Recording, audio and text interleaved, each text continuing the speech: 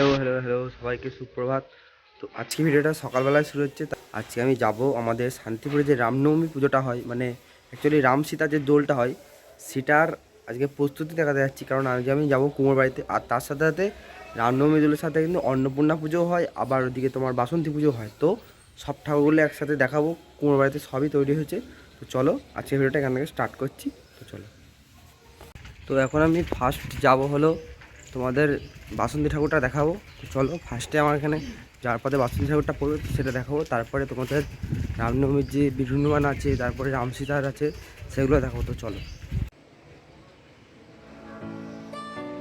তো এখন দেখতে পাচ্ছ যে বাসন্তী ঠাকুরের মানে রং করা কমপ্লিট, শুধু চোখ কাটা বাকি, আর সাজগোজ পড়াবে, কাপড় পরাবে, চুল পরাবে, তো এইটুকুই বাকি। যেহেতু মঙ্গলবার থেকে পুজো শুরু, মঙ্গলবারে সপ্তমী, তাই জন্য প্রায় ঠাকুর রেডি হয়ে গেছে।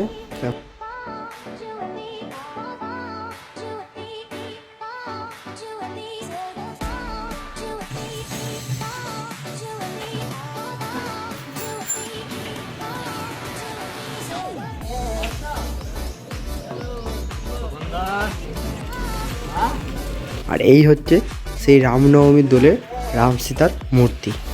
তো এখানে এখন এই বীরবর্ণমানের যে মূর্তিটা আছে সেটাকে কমপ্লিট করা হচ্ছে।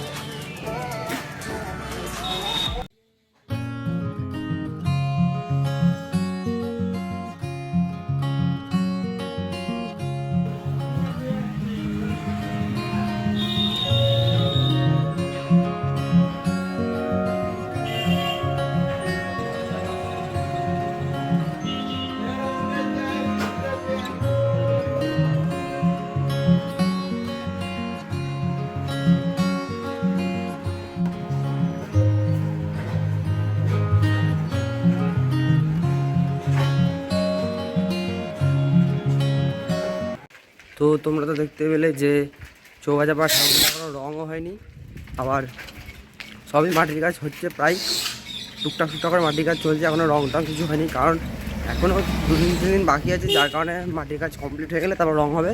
তো এখন যাচ্ছি আমি মুন্নাপাল আর প্রদীপ পালের ঘরে ঠাকুরগুলো দেখাবো। চলো।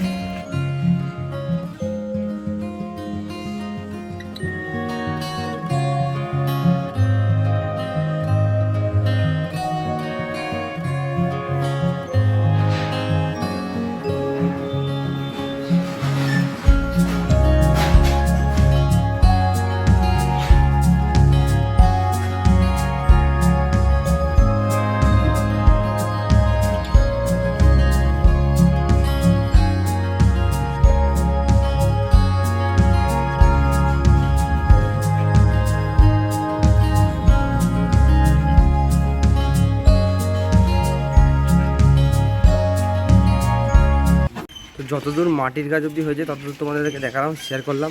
তো এখনও রঙের কাজগুলো হয়নি, কারণ এখনও প্রায় 3 থেকে 4 দিন বাকি আছে পুজো। তো সেই কারণে এখনও রঙের কাজ হয়নি। তো রঙের কাজ যখন শুরু হবে আমি আরেকবার আসবো, তোমাদেরকে দেখাবো। তো চলো আজকের মতো ভিডিওটা এইটুকুই, আবার দেখা হচ্ছে নেক্সট ভিডিও।